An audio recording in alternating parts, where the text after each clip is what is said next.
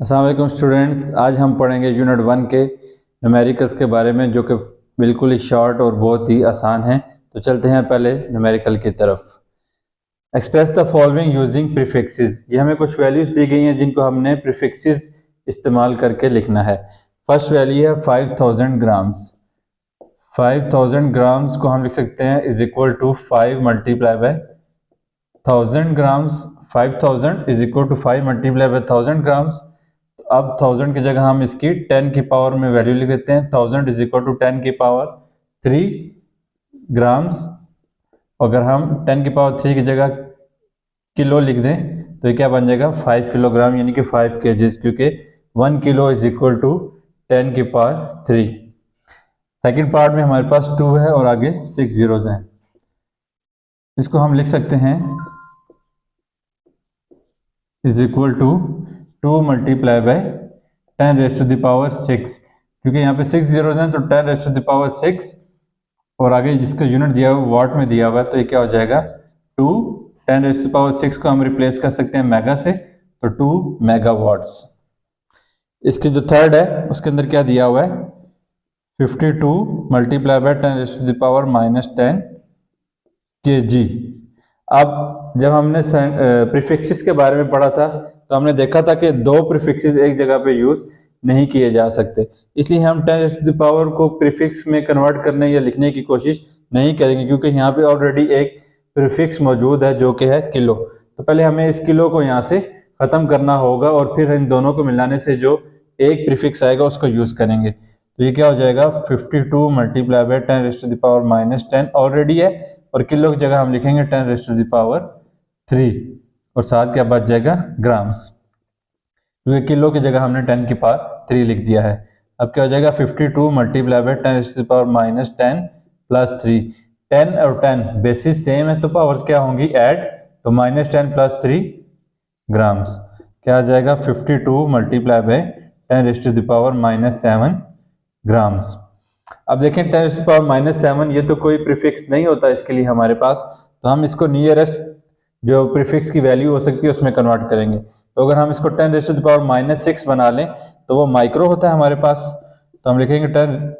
हम क्या करेंगे इसको 10 रेज टू द पावर -7 लिखेंगे और साथ हमें इसको 10 की पावर 1 से मल्टीप्लाई करेंगे। तो जब उसको 10 की पावर 1 से मल्टीप्लाई करेंगे तो पॉइंट कहाँ पे आ जाएगा यहाँ पे। यहाँ पे गौर करेंगे पॉइंट जो था वो यहाँ पे 52 के बाद था, तो जब हमने इस पॉइंट को यहाँ से यहाँ पे शिफ्ट किया है तो हमें 10 की पावर 1 से मल्टीप्लाई करना पड़ा है। 10 की पावर 1 से मल्टीप्लाई करना पड़ा है क्योंकि यहाँ पर पॉइंट था, ये 52 बड़ी वैल्यू थी, इसको हमने 5.2 छोटी वैल्यू में कन्वर्ट कर दिया है। तो वैल्यू को इक्वेट करने के लिए हमने 10 की पावर से मल्टीप्लाई करना पड़ता है। तो हमने एक डिजिट का शिफ्ट किया इसलिए 10 की पावर 1 से मल्टीप्लाई किया। तो ये क्या हो जाएगा 5.2 मल्टीप्लाई बाय, इनकी बेसिस सेम है, पावर्स फिर ऐड होंगी -7 प्लस 1, तो क्या आ जाएगा 5.2 10 raise to the power -6 grams which is equal to 5.2 micrograms, क्योंकि 10 रेज टू द पावर 6 जो होती है वो माइक्रो प्रीफिक्स के बराबर होती है। 10 रेज टू द पावर 6 का जो -6 का जो प्रीफिक्स होता है वो माइक्रो होता है। फोर्थ पार्ट में हमारे पास 225 into 10 raise to the power -8 है। तो 10 रेज टू द पावर -8 किसी प्रीफिक्स की वैल्यू नहीं होती, तो हम इसके नियरेस्ट जो प्रीफिक्स की वैल्यू बनती है वो देखेंगे।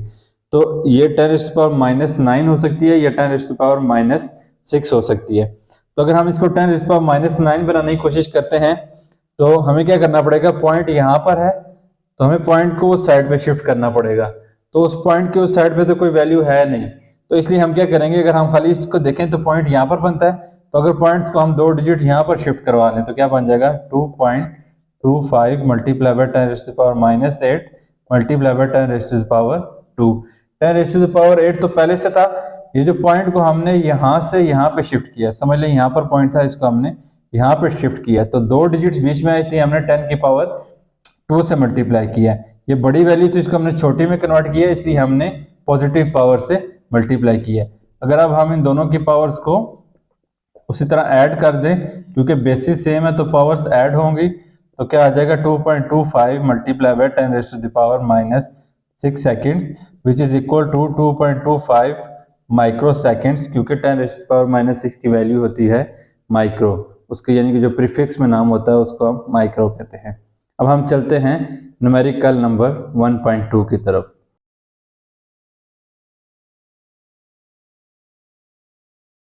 हमारे पास जो सेकंड न्यूमेरिकल है वो है how do prefixes micro, nano and pico relate. तो हमने बताना है कि माइक्रो, नैनो और पिको का आपस में क्या रिलेशन बनता है। तो हम जानते हैं कि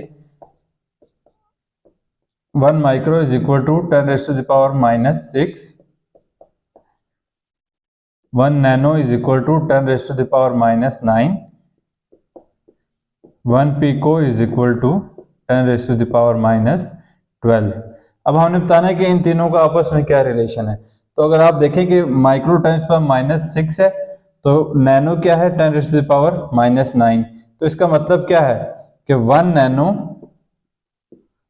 is equal to 10⁻⁻�6 divided by 10⁻³ यानी कि 1000।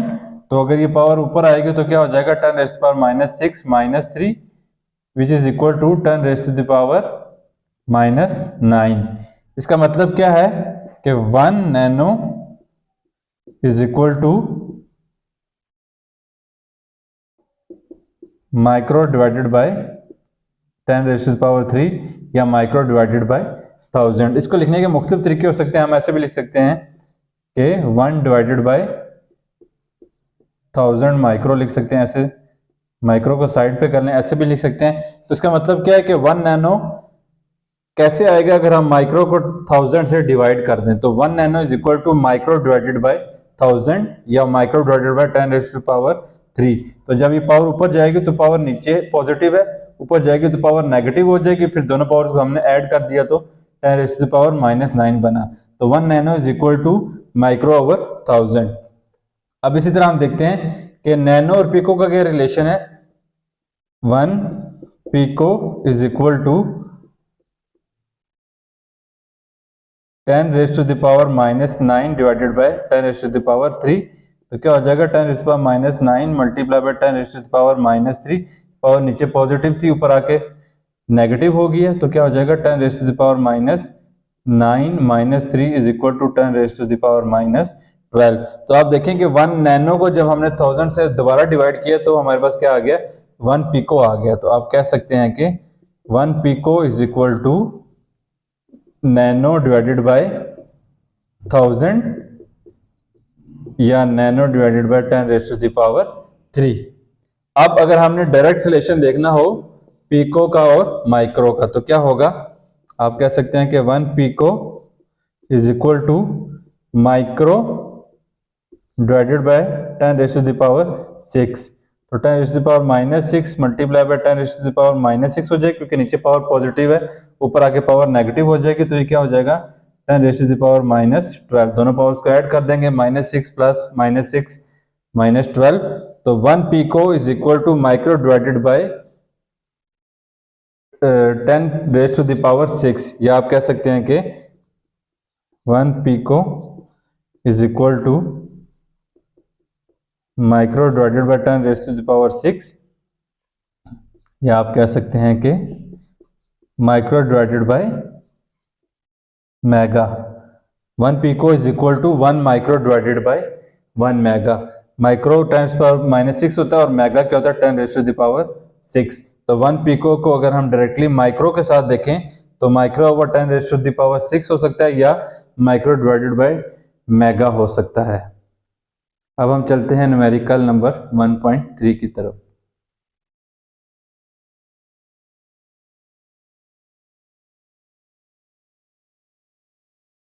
थर्ड न्यूमेरिकल है हमारे पास your hair grows at the rate of 1 millimetre per day, find their growth in nanometre per second.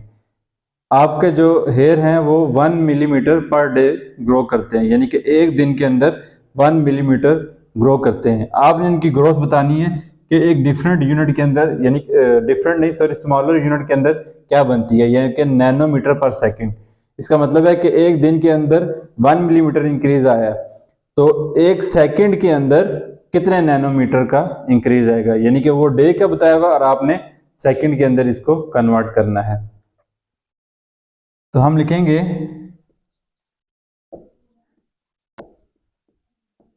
Hair growth या रेट इसका लिख सकते हैं, कुछ भी लिख सकते हैं, 1 मिलीमीटर पर डे। तो क्या हो जाएगा 1 मिलीमीटर पर डे का मतलब क्या है 1 डे, तो पर का मतलब उसको डिवाइड में लिखना है आपने, ठीक है। एक दिन के अंदर आपका 1 मिलीमीटर का चेंज आया तो आप लिखेंगे 1 मिलीमीटर डिवाइडेड बाय 1 डे। तो अब हमने क्या करते हैं, मिलीमीटर को खोल लेते हैं, 1 मल्टीप्लाई बाय मिली की वैल्यू क्या होती है 10⁻³ मीटर डिवाइडेड बाय डे को हमने सेकंड्स में कन्वर्ट करना है। किसमें कन्वर्ट करना है, सेकंड्स में। तो एक दिन के अंदर हमारे पास कितने सेकंड्स बनते हैं हम देखते हैं। एक दिन के अंदर 24 आवर्स होते हैं और हर घंटे के अंदर आपके पास 60 मिनट्स होते हैं और हर मिनट के अंदर आपके पास 60 सेकंड्स होते हैं। यहाँ पर मैं इसकी अलग से भी कर देता हूँ, 1 day is equal to 24 hours, ठीक है। आप फिर 24 आवर्स की जगह आप हटा के क्या लिख सकते हैं 60 मिनट्स, और यहाँ पे क्या हो जाएगा 24 मल्टीप्लाई बाय 60, और मिनट्स की जगह आप क्या लिख सकते हैं, एक मिनट में कितने होते हैं 60 सेकंड्स। तो ये आपके पास सेकंड्स में कन्वर्ट हो गया है, ये बनेगा आपका 24 multiply by 3600 which is equal to 86, it is equal to 86,400, ठीक है, सेकंड्स। तो एक दिन के अंदर आपके कितने सेकंड्स आते हैं, यहाँ पे हम डायरेक्टली लेते हैं ताकि ज्यादा लंबा ना हो। तो 1 multiply by 10⁻³ divided by 8,6,400 seconds.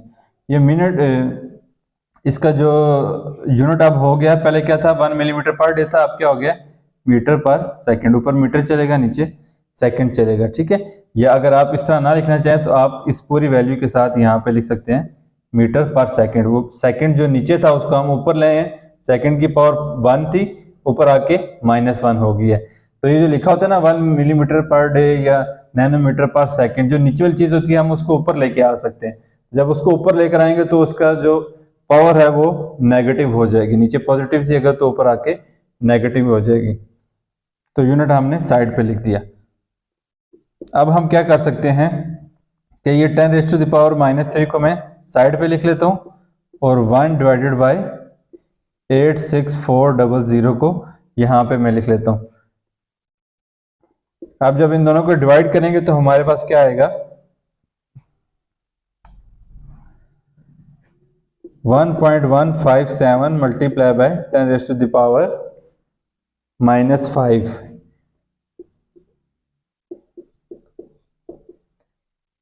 जब हमने 1 को और 86,400 को डिवाइड किया है तो हमारे पास 1.157 मल्टीप्लाई बाय 10⁻⁻5 आया है, और ये 10⁻³ अपनी जगह है और ये मीटर पर सेकंड इसका यूनिट।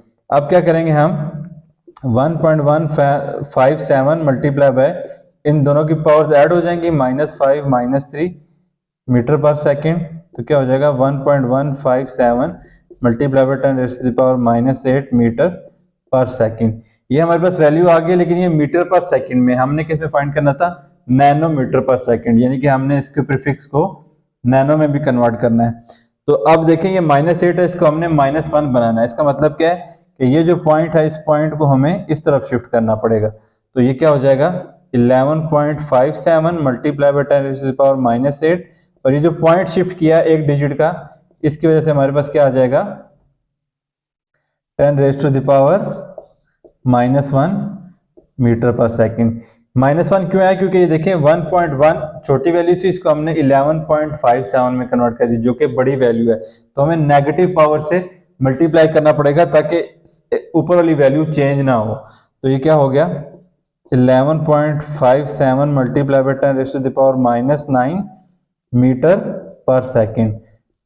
11.57 10⁻⁻9 की जगह कौन सा प्रीफिक्स यूज कर सकते हैं नैनो, तो ये क्या हो जाएगा नैनो मीटर पर सेकंड। तो जो हमारा आंसर आया वो क्या है 11.57 नैनोमीटर पर सेकंड। अगर हमारे बाल 1 मिलीमीटर पर डे इंक्रीज कर रहे थे तो वो सेकंड्स के लिहाज से कितना इंक्रीज करेंगे 11.57 नैनोमीटर पर सेकंड। अब हम चलते हैं न्यूमेरिकल नंबर 1.4 की तरफ।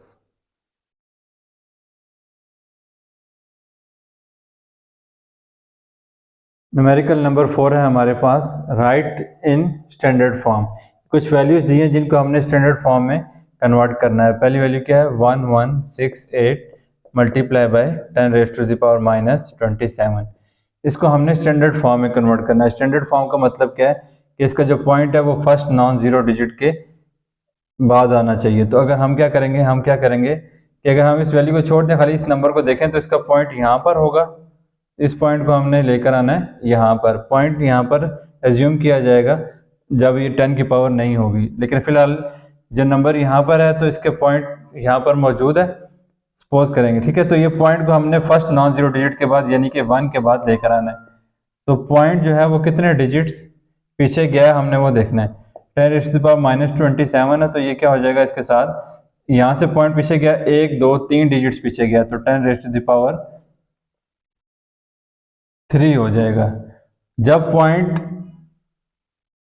राइट से लेफ्ट पे जाता है तो हम पॉजिटिव पावर यूज करते हैं, क्योंकि ये नंबर बड़ा था। 1168 is a bigger number than 1.168। 1.168 बहुत छोटा नंबर है उसकी निस्बत से, तो हमें पॉजिटिव पावर से मल्टीप्लाई यानी कि 1000 से मल्टीप्लाई करना पड़ेगा। अगर आप देखें, अगर आप 1.168 को 1000 से मल्टीप्लाई करें तो दोबारा 1168 आ जाएगा। तो इसलिए जब पॉइंट हम वैल्यू को छोटा बनाते हैं, जैसे बड़ी वैल्यू थी इसको छोटा बनाया है, तो पॉजिटिव पावर से मल्टीप्लाई करते हैं।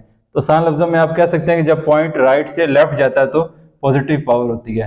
तो जब हम पॉइंट को लेफ्ट से राइट लेके जाते हैं तो वैल्यू एक्चुअल में बड़ी हो रही होती है, छोटी से बड़ी हो रही होती है, इसलिए हम उसको नेगेटिव पावर से मल्टीप्लाई करते हैं। नेगेटिव पावर का मतलब होता है कि जब दोबारा डिवाइड होगा उससे तो सेम आंसर आ जाएगा। अभी देखें 1.168 multiply by 10 raise to the power -27 plus 3, powers add हो जाएंगी तो क्या आ जाएगा 1.168 multiply by 10 raise to the power -24। इसके अंदर हमने कोई प्रीफिक्स वगैरह कुछ भी यूज नहीं करना, सिंपली स्टैंडर्ड फॉर्म के अंदर हमने कन्वर्ट करना है। अब सेकंड पार्ट देखें, 32 multiply by 10 raise to the power 5, तो ये क्या हो जाएगा 3.2 10 raise to the power 5 multiply by 10 raise to the power 1। क्योंकि पॉइंट यहाँ पर था, इस पॉइंट को हम यहाँ पर लेकर आए, एक डिजिट शिफ्ट किया है, तो 3.2 और 7 10 की पावर 1 से मल्टीप्लाई हो गया, तो 3.2 multiply by 10 raise to the power 5 plus 1, 3.2 multiply by 10 raise to the power 6। Third part में हमारे पास 725 into 10 raise to the power -5 kg दिया गया। तो 725 multiply by 10 raise to the power -5 kg is equal to 725 multiply by 10 raise to the power -5 multiply by, अगर point को हम यहाँ से यहाँ शिफ्ट करें तो 2 डिजिट्स का शिफ्ट आएगा, तो यहाँ पर हम पॉइंट लगा देंगे और यहाँ पर लिखेंगे 10 raise to the power 2 kg। तो ये क्या हो जाएगा 7.25 multiply by 10 raise to the power -5 plus 2 kg, और ये क्या हो जाएगा 7.25 multiply by 10 raise to the power -3 kg। अब यहाँ पे तो सिर्फ इसने सवाल में कहा था कि री राइट इन स्टैंडर्ड फॉर्म, के इसको सिर्फ स्टैंडर्ड फॉर्म में लिख दें, तो हमने इसको स्टैंडर्ड फॉर्म में कन्वर्ट, नंबर को तो कर दिया, उसके साथ यूनिट जो भी हो, एक तो ये अप्रोच हो सकती है, लेकिन जो आपकी बुक में आंसर दिया हुआ है उसके अंदर केजी को भी खत्म करके सिर्फ ग्राम में आंसर दिया गया, ठीक है। तो हम वो भी कर देते हैं, 7.25 multiply by 10 raise to the power -3 multiply by 10 raise to the power 3, kilo की जगह हमने 10 रेज़ टू द पावर 3 लिखा है। तो जब इसकी पावर्स ऐड कर देंगे तो ये क्या हो जाएगा 10 raise to the power -3 plus 3, और क्या आंसर आ जाएगा 7.25 मल्टीप्लाई बाय 10 की पावर 0। और जब भी किसी चीज़ की पावर 0 हो जाए, किसी भी चीज़ की पावर 0 हो जाए, चाहे कोई भी नंबर हो, 1 हो 100 हो, हालांकि a की पावर 0 कुछ भी हो, तो उसके जगह हम लिखते हैं 1। तो जब 1 से इसको मल्टीप्लाई करेंगे तो यही आंसर आ जाएगा, तो 7.25 ग्राम जिसका आंसर है। लेकिन ये तो आंसर तब है जब हमने किलो को भी खत्म करके सिंप्लीफाई कर दिया। लेकिन अगर हम इसको यूनिट वही रहने देते हो, खाली सिंप्लीफाई करते तो फिर ये वाला हमारा आंसर होता, लेकिन हमने बुक के अकॉर्डिंग उसको सॉल्व कर दिया। फोर्थ पार्ट में हमारे पास है 0.02 multiply by 10 raise to the power -8। अब इसमें पॉइंट इस तरफ है, तो पॉइंट को हमने कहाँ लेके जाना है, फर्स्ट नॉन जीरो डिजिट। अब यहाँ पे पहला नॉन जीरो डिजिट क्या है, 2 है, बाकी तो जीरोस हैं, तो इधर से अगर हम चलना शुरू करें तो पहला नॉन जीरो डिजिट 2 आएगा, तो पॉइंट को हमने लेके जाना है 2 के बाद। तो ये क्या हो जाएगा 2.0 मल्टीप्लाई बाय 10⁻⁻8 पहले से है, और ये कितने पॉइंट्स का शिफ्ट आया, 2 पॉइंट्स का, तो हम लिखेंगे 10⁻⁻2 पॉइंट राइट से लेफ्ट की, लेफ्ट से राइट की तरफ, ठीक है, लेफ्ट से राइट की तरफ गया इसलिए हमने 10⁻⁻2 लिखा है। और इसकी लॉजिक क्या है कि 0.02 बहुत छोटा नंबर है और हमने इसको 2 बना दिया है, तो इसलिए हमें नेगेटिव पावर से मल्टीप्लाई करना पड़ेगा ताकि जब हम इसको वापस मल्टीप्लाई करें तो ये वही आ जाए। नेगेटिव पावर का मतलब क्या होता है कि ये 2 जो है वो 10 की पावर 2 से डिवाइड होगा, 10 की पावर 2 से डिवाइड हो रहा है। एक्चुअल में तो ये मल्टीप्लाई हो रहा है क्योंकि ये नीचे था, तो नीचे से ऊपर आया तो 10 की पावर -2 बना है, तो हम डायरेक्ट 10 की पावर -2 लिखते हैं। तो 10 की पावर -2 का एक्चुअल में मतलब क्या है कि 2 डिवाइडेड बाय 100 या 2 डिवाइडेड बाय 10 की पावर 2। तो अब हम इनकी 10 की पावर्स को ऐड कर देंगे, 10 की पावर -8 -2, 2 मल्टीप्लाई बाय 10 की पावर -10, तो ये हमारा आंसर है। 2.0 लिखेंगे, खाली 2 लिख दें, एक ही बात है। अब हम चलते हैं न्यूमेरिकल नंबर 1.5 की तरफ।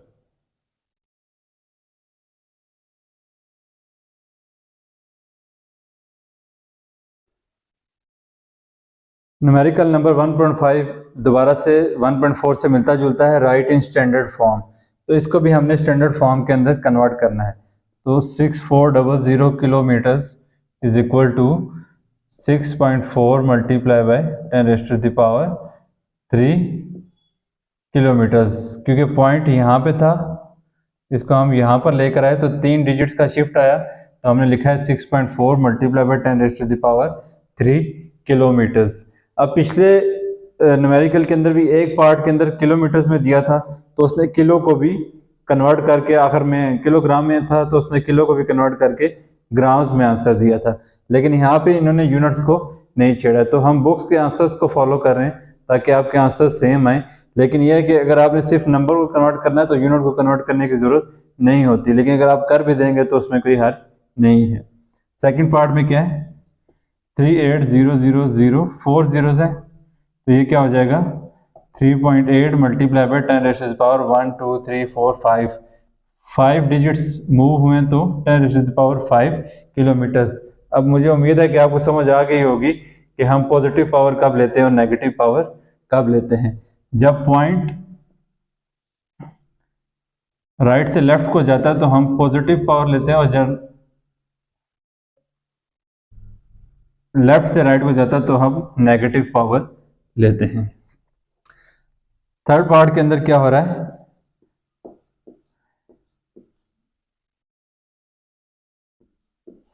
3 and 8 जीरोस है, तो ये क्या हो जाएगा 3.0 मल्टीप्लाई बाय 10⁻⁸ किलोमीटर्स। यहाँ से यहाँ तक कितना शिफ्ट आया है, 8 डिजिट्स का, तो 3.0 इंटू 10⁸, 3.0 ना भी लिखें क्योंकि वो सेम है, खाली 3 लिख दें तब भी ठीक ही है। अब सेकंड्स इन अ डे, एक दिन के अंदर कितने सेकंड्स होते हैं, पिछले सवाल के अंदर भी हमने देखा था दूसरे या तीसरे के अंदर के एक दिन के अंदर कितने सेकंड्स होते हैं, तो हम लिख लेते हैं 1 day is equal to 24 hours. 24 अपनी जगह, आवर्स की जगह हम क्या लिख सकते हैं 60 minutes. 24 multiply bye 60 multiply by minutes है, तो मिनट्स की जगह हम क्या लिख सकते हैं 60 सेकंड्स। तो ये कितने हो गए 24 मल्टीप्लाई बाय 3600 सेकंड्स, तो ये क्या आ जाएगा 86400 सेकंड्स। तो अगर हम इसको भी स्टैंडर्ड फॉर्म में कन्वर्ट कर दें तो ये क्या हो जाएगा 8.64 मल्टीप्लाई बाय 10⁻⁴ सेकंड्स। ये जो 64 के बाद 2 जीरोस तो ये खत्म हो जाते हैं क्योंकि हमने इसको 10 के पावर में कन्वर्ट कर दिया है।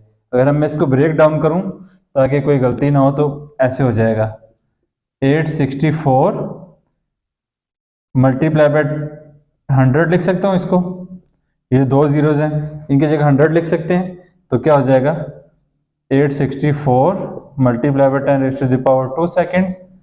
तो अगर इसको दोबारा पॉइंट को यहाँ शिफ्ट करें तो आप कितने डिजिट्स बनेंगे 8.64, 2 डिजिट्स का शिफ्ट आया तो 10⁻² मल्टीप्लाई बाय 10⁻² सेकेंड्स, तो कितना हो गया 8.64 मल्टीप्लाई बाई 10 की पावर 2 + 2 4 सेकेंड्स। अभी हम चलेंगे न्यूमेरिकल नंबर 1.6 की तरफ।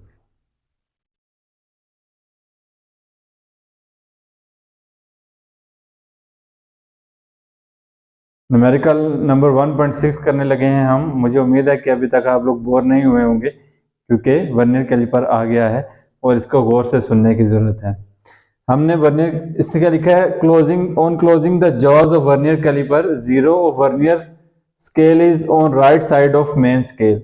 वर्नियर कैलिपर के जॉज को हमने बंद कर दिया है, तो इसका जो मेन स्केल के ऊपर जीरो जो मैंने ऊपर लिखा है वो अपनी जगह पे है, और जो वर्नियर स्केल का जीरो है वो इससे राइट साइड पे है। होना तो ये चाहिए था कि जब हम जॉज को क्लोज करें तो ये जीरो एक दूसरे के ऊपर आए, बिल्कुल कोइंसाइड करें, इनके अंदर कोई भी फर्क ना हो। लेकिन जो वर्नियर स्केल का जीरो है वो राइट साइड पे है। इस केस में क्या हो रहा है कि जो वर्नियर स्केल का जीरो है वो राइट साइड पे है मेन स्केल के जीरो से, और इस तरह से such that fourth division of vernier scale coincides with one of main scale division.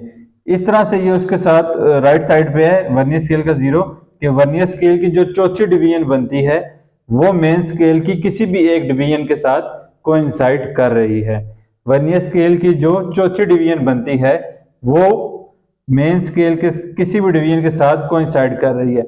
हम देखते हैं कि जब जीरो और जीरो कोइंसाइड कर रहे हो तो इसका मतलब जीरो एरर नहीं होता, लेकिन अगर जीरो और जीरो कोइंसाइड ना कर रहे हो, जीरो वर्नियर स्केल का राइट पे हो या लेफ्ट पे हो, तो फिर हम देखते हैं कि वर्नियर स्केल की कौन सी डिवीजन है वो किसी भी रीडिंग के साथ, किसी भी डिवीजन के साथ मैच कर रही है। वर्नियर स्केल की कौन सी डिवीजन मेन स्केल की किसी भी डिवीजन के साथ मैच कर रही है। तो इसने बताया हुआ कि जो वर्नियर स्केल की फोर्थ डिवीजन है वो मेन स्केल की किसी एक डिवीजन के साथ कोइंसाइड कर रही है। तो हमने क्या फाइंड करना है, zero error and zero correction. तो क्या होगा, हम ऊपर लिखेंगे वर्नियर डिवीजन कोइंसाइडिंग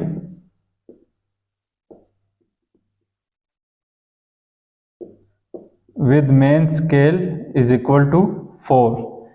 कि वर्नियर स्केल की कौन सी डिवीजन मेन स्केल के साथ कोइंसाइड कर रही है वो क्या है, फोर्थ डिवीजन, जो इसने इसके अंदर बताया हुआ है। तो जीरो एरर कैसे फाइंड होगा, zero error will be equal to 4 multiply by least count. इसका जो लीस्ट काउंट है वर्नियर कैलिपर का उसके साथ 4 को मल्टीप्लाई कर देंगे तो इसका जीरो एरर आ जाएगा। तो जो बुक के अंदर आपका वर्नियर कैलिपर दिया हुआ है इसका लीस्ट काउंट क्या है, 0.01 मिलीमीटर, या फिर हम इसको ले सकते हैं यहाँ पे सेंटीमीटर में अगर लेंगे तो मिलीमीटर में 0.1 मिलीमीटर है और सेंटीमीटर में 0.1 सेंटीमीटर है। तो अगर मिलीमीटर में आंसर चाहिए होगा तो 0.4 मिलीमीटर आ जाएगा, और अगर सेंटीमीटर में आंसर चाहिए होगा तो 0.04 सेंटीमीटर आ जाएगा। ये क्या आ गया हमारे पास, जीरो एरर। और अब जीरो करेक्शन कैसे फाइंड होगी, जीरो एरर जो होता है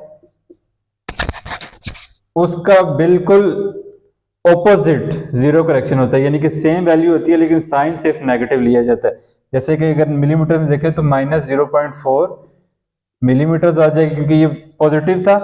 पॉजिटिव हमें कैसे पता लगा था कि जब वर्नियर स्केल का जीरो राइट साइड पे हो मेन स्केल के जीरो से तो पॉजिटिव जीरो एरर होता है, और अगर वर्नियर स्केल का जीरो मेन स्केल से लेफ्ट पे निकल जाए तो फिर जीरो एरर क्या होता है, नेगेटिव होता है। यहाँ पे साइन हम खुद ही लेते हैं, अगर लेफ्ट का बोला जाए तो फिर हम यहाँ पे माइनस लेंगे, राइट का बोला गया तो हमने यहाँ पे प्लस लिया। तो जीरो एरर 0.4 मिलीमीटर से आया था, तो जीरो करेक्शन क्या होगी, सेम वैल्यू लेकिन ऑपोजिट साइन लेना होगा। तो यहाँ पर अगर सेंटीमीटर में देखें तो -0.04 सेंटीमीटर। यहाँ पर एक बात बता दूं कि हम मिलीमीटर में ये कब लेंगे और सेंटीमीटर में कब लेंगे। फर्ज करें जो डिवाइस हमने इसके अंदर मेजर करनी है, जो चीज हम मेजर करेंगे उसकी वैल्यू सेंटीमीटर में आएगी। मिसाल के तौर पे इस मार्कर का अगर मैं ढक्कन रखता हूँ तो ये तो कम से कम 3 सेंटीमीटर का तो है ना, तो इसकी रीडिंग क्या होगी, 3 सेंटीमीटर से ज्यादा होगी।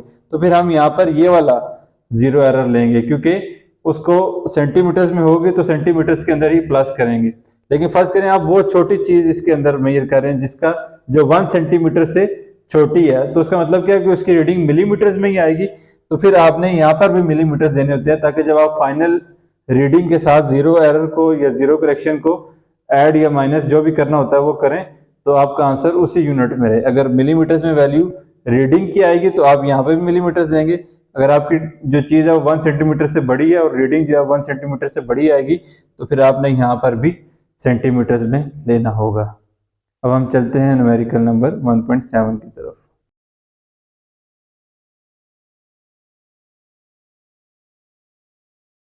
अब बारी है न्यूमेरिकल नंबर 1.7 की।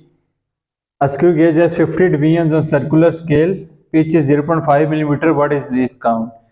एक स्क्रू गेज की आपको पिच भी दी गई है और नंबर ऑफ डिवीजन्स भी दी गई हैं, तो आपने लिस्ट काउंट फाइंड करना है। लिस्ट काउंट का फॉर्मूला होता है pitch of screw gauge divided by number of divisions और सर्कुलर स्केल। तो पिच की वैल्यू क्या है 0.5 मिलीमीटर, नंबर ऑफ डिवीजन्स कितनी है 50, तो आंसर क्या आ जाएगा 0.01 मिलीमीटर्स। तो इसको आप कन्वर्ट कर देंगे, अगर सेंटीमीटर्स में लेना होगा तो 0.001 सेंटीमीटर्स, क्योंकि 10 से डिवाइड करने से सेंटीमीटर्स में कन्वर्ट हो जाएगा। अब बारी है न्यूमेरिकल नंबर 1.8 और 1.9 की।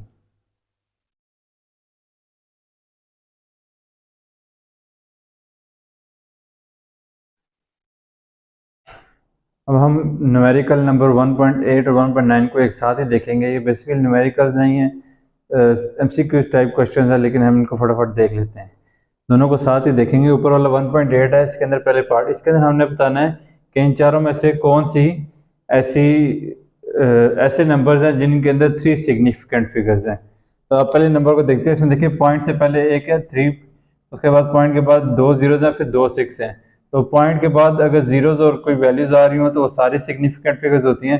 तो इसमें 1 2 3 4 5 बनते हैं, तो इसके अंदर 3 नहीं है, 3 से ज़्यादा है। इसके अंदर हम देखते हैं 0.00309 है।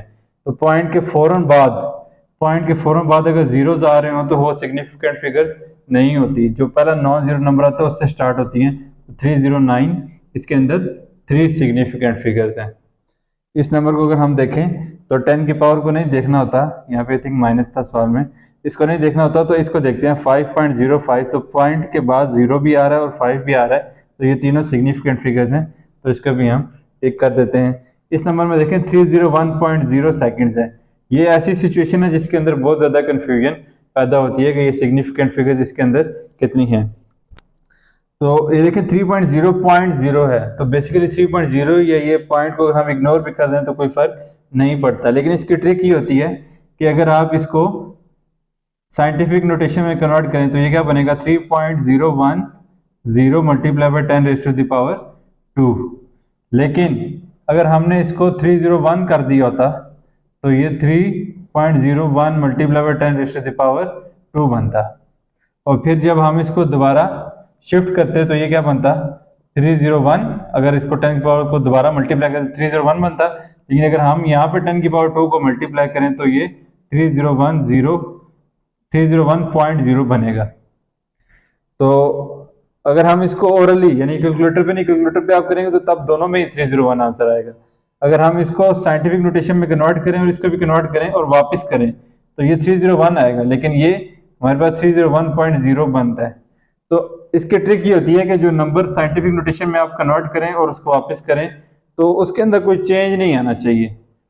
तो वैसे भी रूल के मुताबिक यही होता है कि 301 पॉइंट के बाद जितने भी जीरोस आ रहे होते हैं उनको हम सिग्निफिकेंट जीरोस मानते हैं।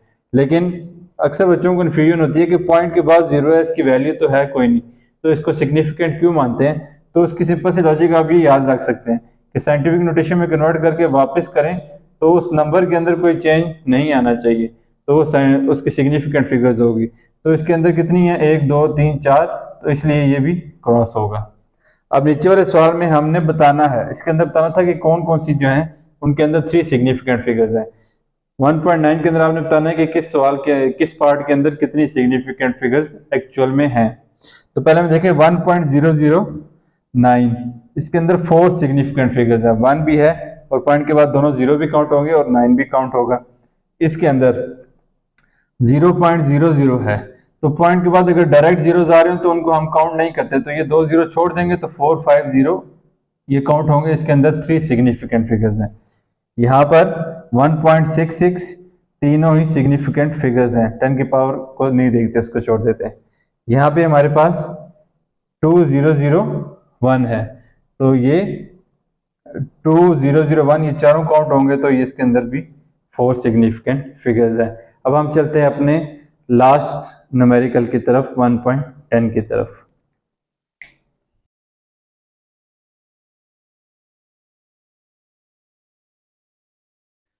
न्यूमेरिकल नंबर 1.10, इसके अंदर हमें दिया गया है a chocolate wrapper is 6.7 centimetres long. एक चॉकलेट रैपर की लेंथ दी गई है जो कि है 6.7 सेंटीमीटर्स एंड 5.4 सेंटीमीटर्स वाइड, और उसकी विड्थ जो है वो 5.4 सेंटीमीटर्स है।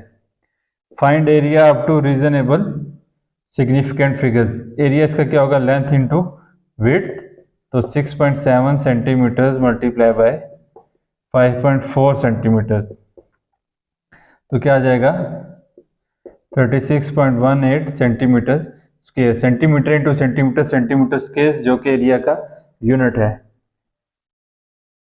अभी देखा जाए तो ये इसका आंसर आ चुका है, और इसकी जो सिग्निफिकेंट फिगर्स बनती हैं वो भी ठीक है, 4 बनती हैं, इसमें कोई इशू नहीं है। लेकिन रीजनेबल सिग्निफिकेंट फिगर्स का उसने बोला हुआ है, तो हम यहाँ पे भी इसको छोड़ सकते हैं क्योंकि ये रीजनेबल ही है, 4 सिग्निफिकेंट फिगर्स हैं, इसके अंदर कोई इशू नहीं है।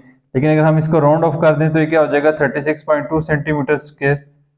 तो अगर हम उसको भी मज़ीद सिंप्लीफाई करना चाहें तो 0.2 को छोड़ देंगे, 36 सेंटीमीटर स्क्वायर जिसका आंसर आ जाएगा। इसका ये आंसर भी ठीक था, ये भी ठीक है, ये भी ठीक है। इस क्वेश्चन के अंदर इतना क्लियर नहीं है कि रीजनेबल सिग्निफिकेंट फिगर से क्या मुराद है।